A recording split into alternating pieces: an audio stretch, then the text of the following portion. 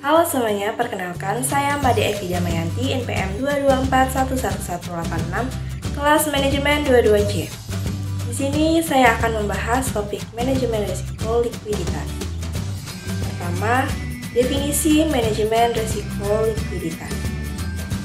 Manajemen risiko likuiditas adalah proses yang penting bagi setiap entitas bisnis, terutama institusi keuangan seperti bank. Likuiditas merujuk pada kemampuan sebuah organisasi untuk memenuhi kewajiban keuangan yang jatuh tempo tanpa mengganggu operasi normalnya. Oleh karena itu, manajemen risiko likuiditas menjadi kunci dalam menjaga stabilitas dan kelangsungan bisnis. Selanjutnya, identifikasi risiko likuiditas. Ketergantungan pada sumber dana. Organisasi harus mengidentifikasi sumber-sumber dana yang digunakan untuk memenuhi kewajiban likuiditasnya, seperti deposito, pinjaman, atau investasi jangka pendek.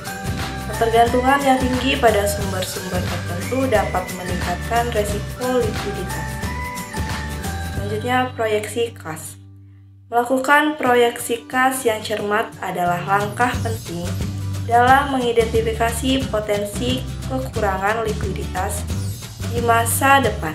Ini melibatkan analisis terhadap arus kas masuk dan keluar yang diharapkan dalam berbagai skenario. Selanjutnya, pengukuran risiko likuiditas. Yang pertama, rasio likuiditas. Rasio likuiditas seperti rasio lancar, rasio kas, dan rasio kas plus sekuritas dapat memberikan gambaran tentang kemampuan organisasi untuk memenuhi kewajiban likuiditasnya dalam jangka pendek. Yang kedua, stress testing.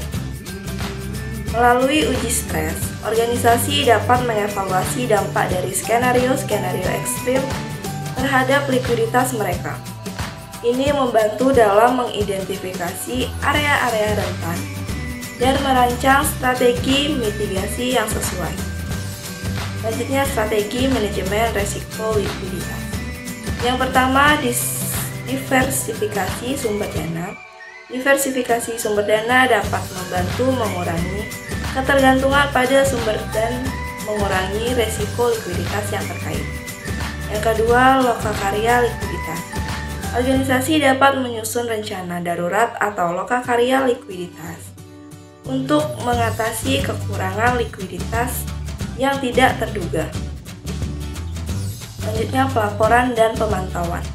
Yang pertama, pelaporan likuiditas. Pelaporan yang teratur dan transparan tentang posisi likuiditas membantu manajemen dan pemangku kepentingan untuk memahami risiko dan kinerja likuiditas organisasi. Yang kedua, pemantauan kontinu. Manajemen risiko likuiditas bukanlah tugas sekali jalan, melainkan memerlukan pemantauan kontinu terhadap kondisi pasar, perubahan regulasi, dan faktor-faktor lain yang dapat mempengaruhi likuiditas. Terakhir, kesimpulan.